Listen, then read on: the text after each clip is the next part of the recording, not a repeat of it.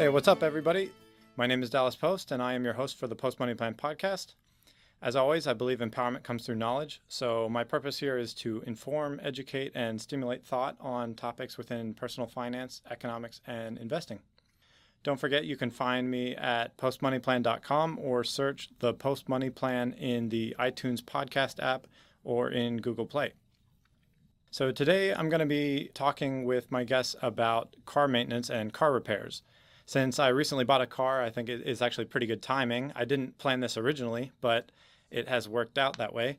So I have on the show with me my cousin Andy, who is a car mechanic and has been repairing cars for many years now, and also my dad, who has owned several used cars over the years and had to deal with the repairs associated with that. So welcome to the show, guys. Hi, thank you. Hi, how are you doing? Okay, since we have a lot to cover, I'll break this up into a two-part episode. In this first part, we can cover the things that go bad with your car, preventative maintenance, really expensive things to fix, and what you might be able to do yourself. So then in the second half, we can cover top recommendations to save money on car repairs, and then how to decide whether it's better to pour money into repairs or just get a new car. All right, so let's just take a turn with each of you guys to tell a little bit more about yourselves. So Andy, could you just share a little bit about your background dealing with cars? Sure. As a kid in high school, I went to VOTEC for automotive technology. From there, I went to Northampton Community College for what's called the Chrysler Apprenticeship Program, where I got trained specifically on Chryslers and worked at a dealership to get an associate's degree in automotive applied sciences. I worked on Chryslers from 2000 to 2009, and now I actually work on Fords. I just recently got my senior master status for Ford, which is pretty much the highest status that you can get certification-wise through Ford. So I've been doing this a total of 17 years. Anything from rebuilding engines to transmissions to AC work, regular service maintenance type things. I haven't done it all, but I've seen a lot, and that's really my background. Okay, cool. And Dad, if you could share a little bit about your experience with used cars? Yeah, mine is sort of the opposite end of the spectrum. So first time I did any maintenance on a car was after I owned one, and basically all of my knowledge comes from doing things the wrong way first, and it costing me money and learning the hard way how to replace and repair. At one time or another, I have replaced every single part on a car. I've rebuilt engines, differentials, transmissions, all of that, basically because I bought old junkers that should have been in the junkyard, trying to get a little bit more life out of them, and made them operable for a little bit longer. And through that, I learned what I would call some common sense things that a lot of people grow up with, but was new to me. All right, so with those things being said, Andy, what are some of the most common things that can go wrong with cars these days?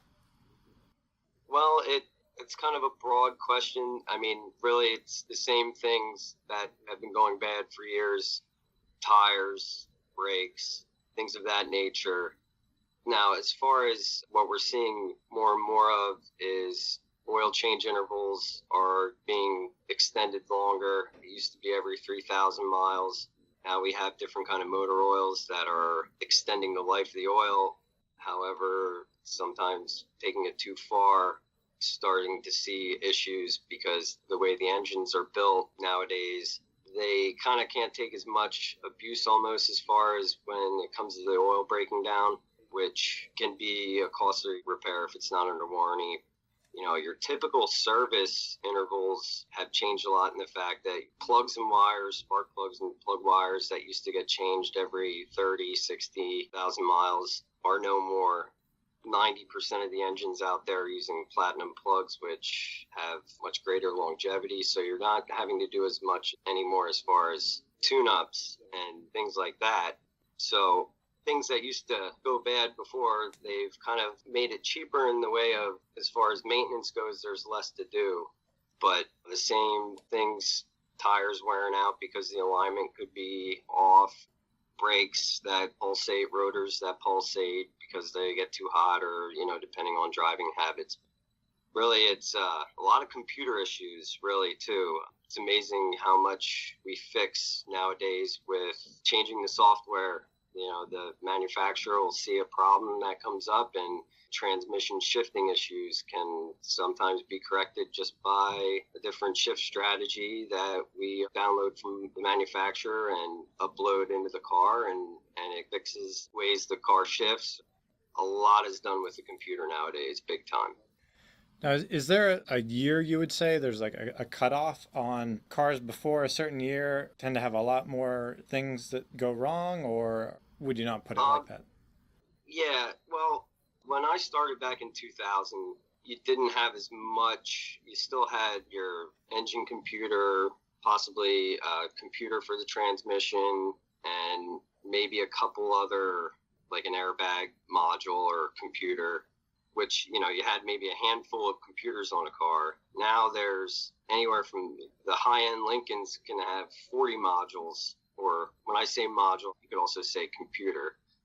I would say probably like 2005, 2006, we started Bluetooth connectivity with phones. And kind of after that, especially with all the technology, it's just really just taken off. So I've seen the transition of technology over the last 17 years, and it's very remarkable what cars are capable of doing, yet it also makes them more complicated to work on, to diagnose. So you say common things going wrong with a car, there can be people having trouble pairing their phones, an update for it, that's a known thing. And then there are other problems that really, there's some days where I get beat up pretty good trying to figure out what exactly is going on. So sometimes can be very difficult to figure out things, and you do have those oddball jobs, electrical issues that come in. But as far as how an engine works, it's always been the same. You need spark, you need air, and you need fuel and some compression, and that hasn't really changed all that much because that's just how a four-stroke engine works. So, but yeah, the four-stroke engine's been the same principle or the same formula forever, really. All right, let me jump in here. So, Dad, over the last 40 years, how many cars would you estimate that you've owned? 5 dozen? You said 5 dozen? Yes, 60 cars probably. I could believe that. I could believe that. Okay, and then bearing in mind that a lot of these cars are from a long time ago, so it may be like slightly outdated on a technical basis, but what are some of the common themes that you've had with your cars in terms of problems and things to be watching out for and stuff like that?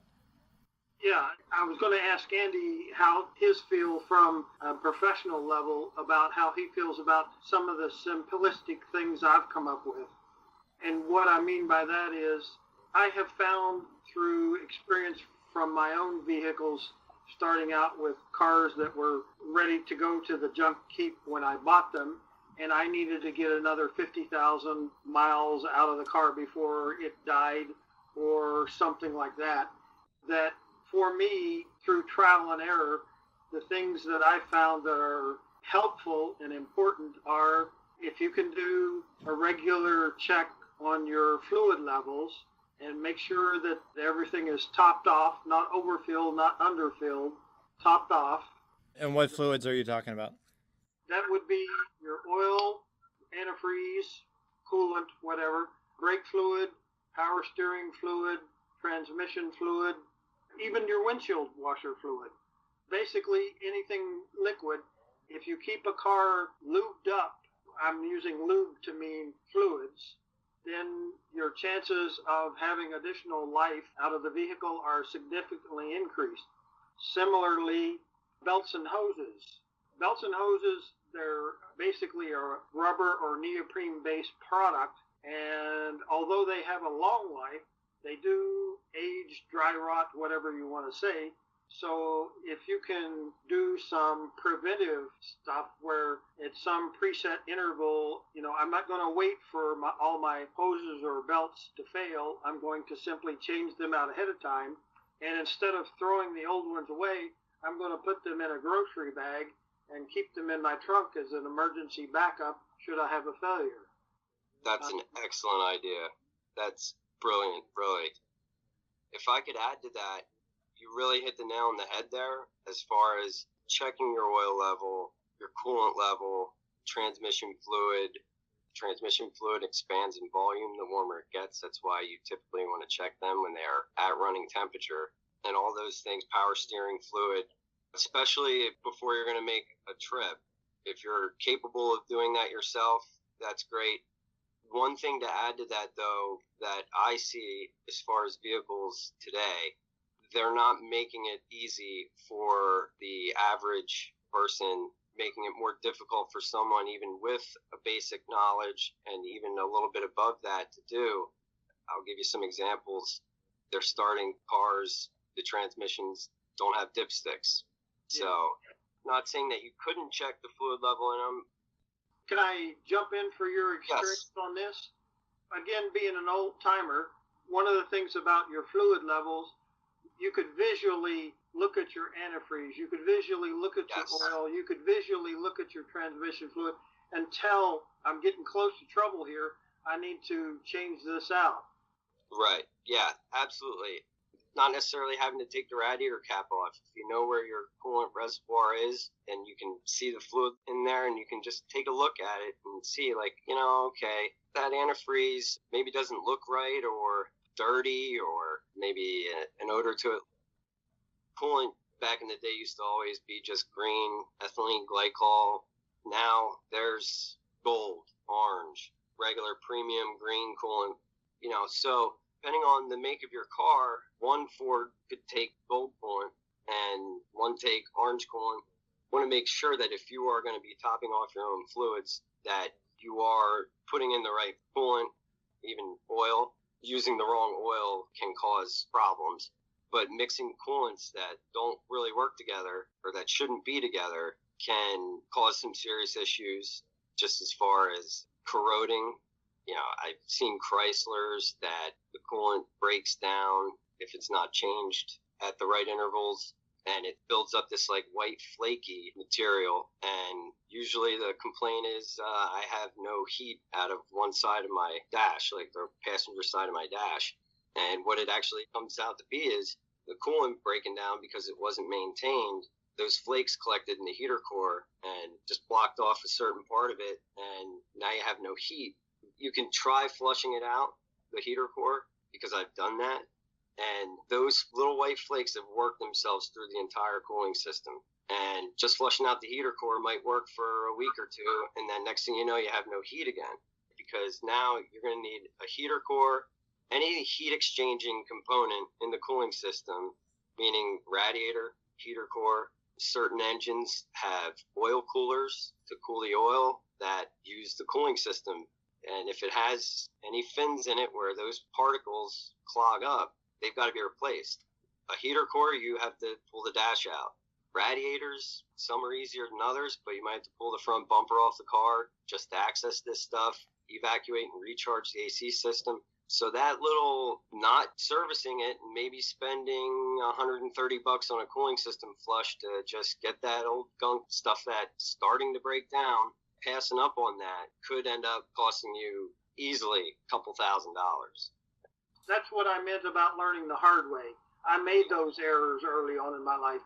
I thought I was saving money by not spending the $130 for the flush, and I end up spending the $2,500 to have the whole system replaced. Right. I think one of the key things that I see a lot of people neglecting to do and where they could save money is just reading through their owner's manual. Well, so then let me take that opportunity to ask about the major car problems that are extremely expensive to fix. Like, what are some of the expensive parts and things that have to be fixed that cost a ton? Your most expensive things are going to be obviously your engines, your transmissions, because there's a lot of labor involved when you have a catastrophic engine failure. So they're very expensive to fix. If you had to replace engine and cylinders, we're talking like almost $10,000 potentially. Depends on the type of car. Depends on the type of car. Now, obviously, like your BMWs and Mercedes, yeah, you could easily spend $10,000. I've put engines in Ford F-150s with a 5.4 liter that just the engine itself, a reman engine, long block, which means it's the engine block and the cylinder heads. Just that engine there, $4,000 just for the engine. And then you add the labor on top of it, and yeah, you're spending close to $8,000. Just to make sure, Andy, for someone that's not familiar with the terminology, when you say reman, you mean remanufactured engine. In other words, it's an engine that came from the factory, but it's been reworked. It's not the cost of a brand new one, which would be even higher.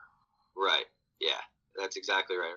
Versus getting an engine from a junkyard, which is kind of, you got a 50-50 shot. You got a 50-50 shot.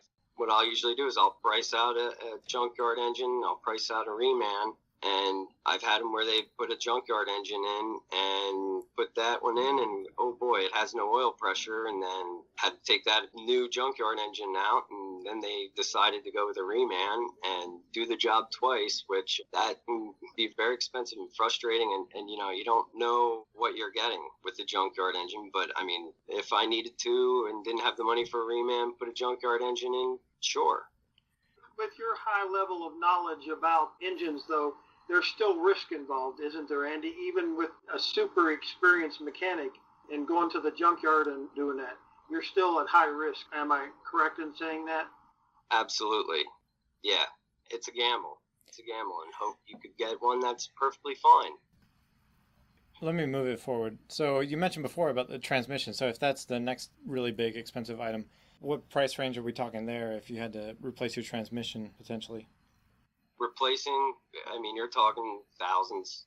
And with certain vehicles now, specifically like Ford, replacing a transmission, there are things that you would almost have to take it to the dealer to make sure everything's programmed right.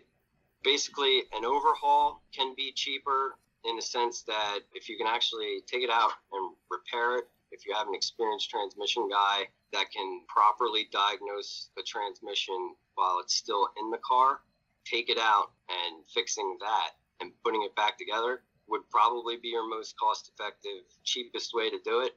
Less parts price, maybe a little more labor, and typically most like transmission shops or dealerships would warranty that repair. Even for an overhaul, might have 1 year, 12,000 mile warranty on that. If you were to replace it with a remanufactured transmission, you're putting out more in parts as far as cost goes, but just swapping a transmission is less labor. I mean, obviously, with an overhaul, you're removing the transmission, you're disassembling it, you're putting it back together, and then you're putting it back in. Where a swap, you're spending more in parts, but along with spending more in parts is most manufacturers, if you buy a reman, will offer a 3-year unlimited mileage warranty on that transmission. So you kind of have to weigh your options there as far as how much money do you have to spend, and if it goes bad, will it be covered?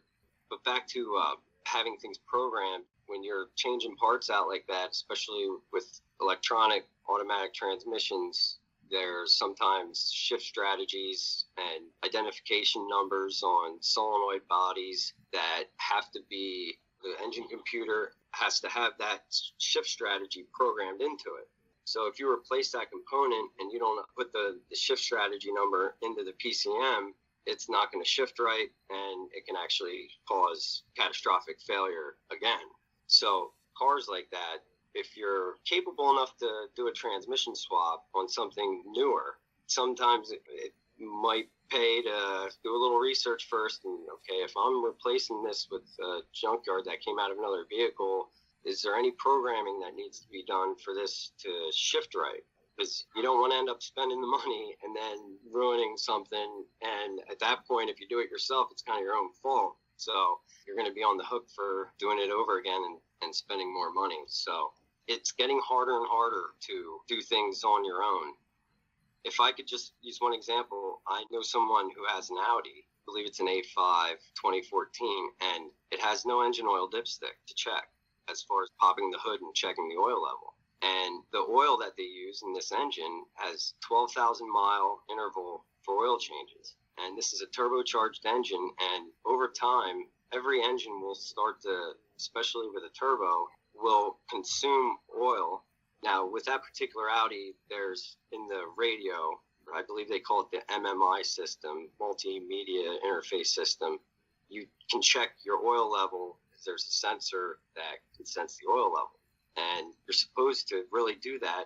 The owner's manual says check your oil level every time you fill up with gas. And when I first read that, I was like, well, who's going to go pop their hood? And then with a little more research, oh, okay, they mean check your oil level with the computer in the car or with the radio or the display.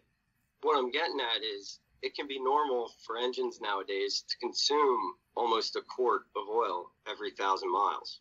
And if you think about it, if it holds 6 quarts, it could be considered normal that it consumes a quart of oil every 1,000 miles. You want to be checking your oil level because all engines will start consuming oil. And, it's just something to be aware of because that's where you get into running it low on oil over time. And then you have your catastrophic failure and then your engine needs to be replaced or rebuilt. If you have a rod bearing that goes bad, you're not just pulling that piston out and putting a new bearing in or a new crank. You're going to get a short block, which is an assembled engine block. And, there's your $2,000 for a short block and then all the labor to do it. Edify a little bit more, Andy. Okay, that short block cost you $2,000, but I'm talking another $3,000 in labor to get it out and back in again. Absolutely. And bolts, all the other things that go along with, that's $2,000 just for the engine block. Well, you'll have 10, 12 head bolts that need to be replaced at $10 a piece. You'll have all the gaskets and things that when you took them apart, you don't want to reuse. So just that block is the big bulk of the price. However, all the other little stuff starts adding up too. Dad, can I ask you, what have been some of the most expensive things you've had to repair or the biggest mistakes that you've made? The biggest mistake that I made, I'll give your audience a good laugh here. Early on in my life, I had a Thunderbird and my idiot light came on that said I needed oil. Idiot light meaning it had only 3 pounds pressure on the oil gauge. Basically, I had run the engine dry of oil. And my simplistic thought, oh my goodness, I'm 30 miles from nowhere. My engine lights come on. I need to drive real fast to get there before it goes. And of course, I shoot the rod through the cylinder wall. So if you can't get a laugh from that, then you're not paying attention.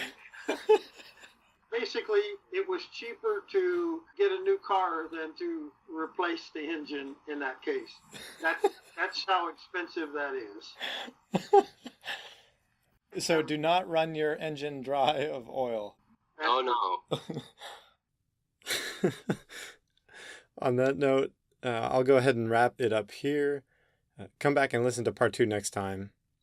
Don't forget, you can find us at postmoneyplan.com and subscribe to the Post Money Plan channel in the iTunes podcast app or in Google Play.